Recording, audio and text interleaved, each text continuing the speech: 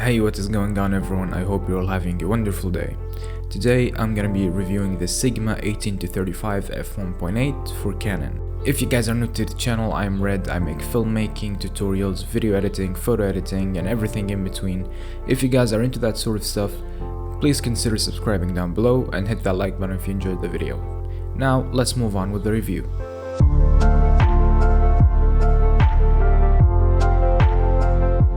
Okay, so first off, starting with the build quality. The build quality on this lens is superb, to say the least. Despite its weight, it feels premium, built like a tank. It can take any hit you throw at it, and it could last you forever. The focus and zoom rings are very smooth and precise. The only minor inconvenience that I find is that the zoom ring rotates to the opposite direction that of Canon's. So me having using in the past only Canon lenses, now it's kind of taken me a while to get used to zooming in or out to the opposite direction. As for build quality, this lens does not feel like a $600 or $700 lens. It feels like it's very premium, and if you've paid at least $2,000 for it.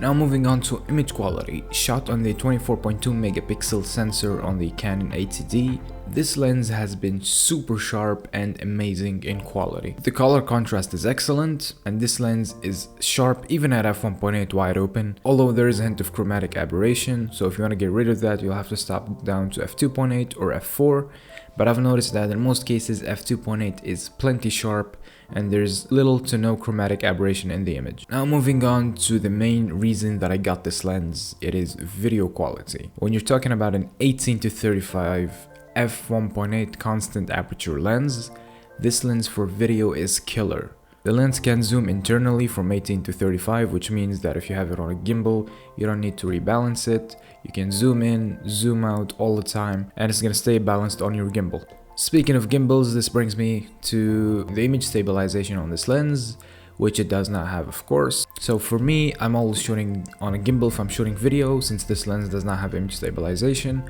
which isn't much of a big deal since it's relatively a wide angle, 18-35 equivalent to 29 to 56 millimeters. So yeah, I always use this with the gimbal, my DJI RS2, and the only con I'd say in terms of video is that it is heavy. The lens is super heavy along with the gimbal, so after a day of shooting, I'll have pain in my lower back, but I'm willing to make that sacrifice for such quality on a lens. Okay, moving on to the autofocus.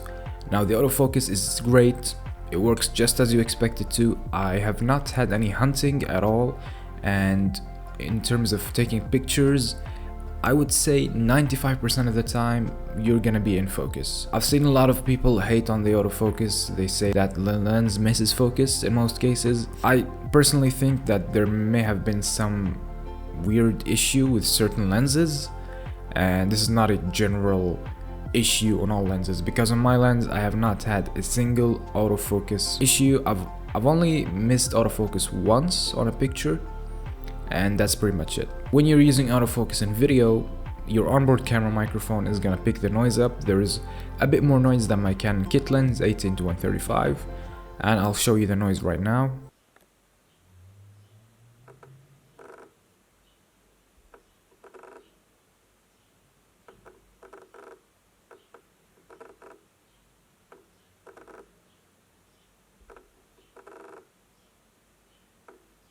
Now we have reached the focal length portion of this video.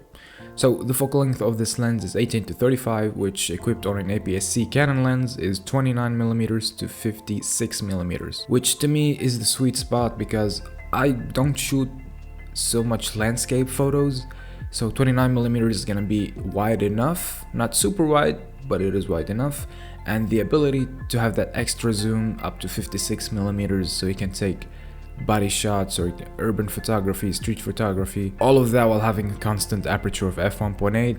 That is just killer. Okay, finally we have reached the verdict. Yes, this lens is great. Yes, this lens is sharp. Yes, this lens has a constant aperture of f1.8 throughout the entire zoom range. And no, it does not have image stabilization, and it is on the heavy side of lenses.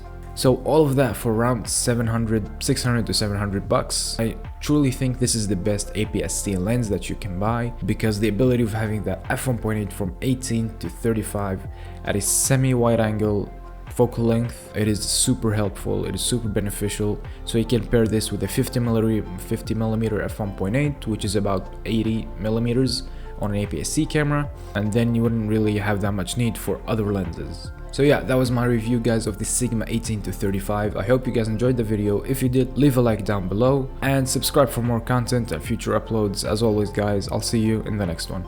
Peace.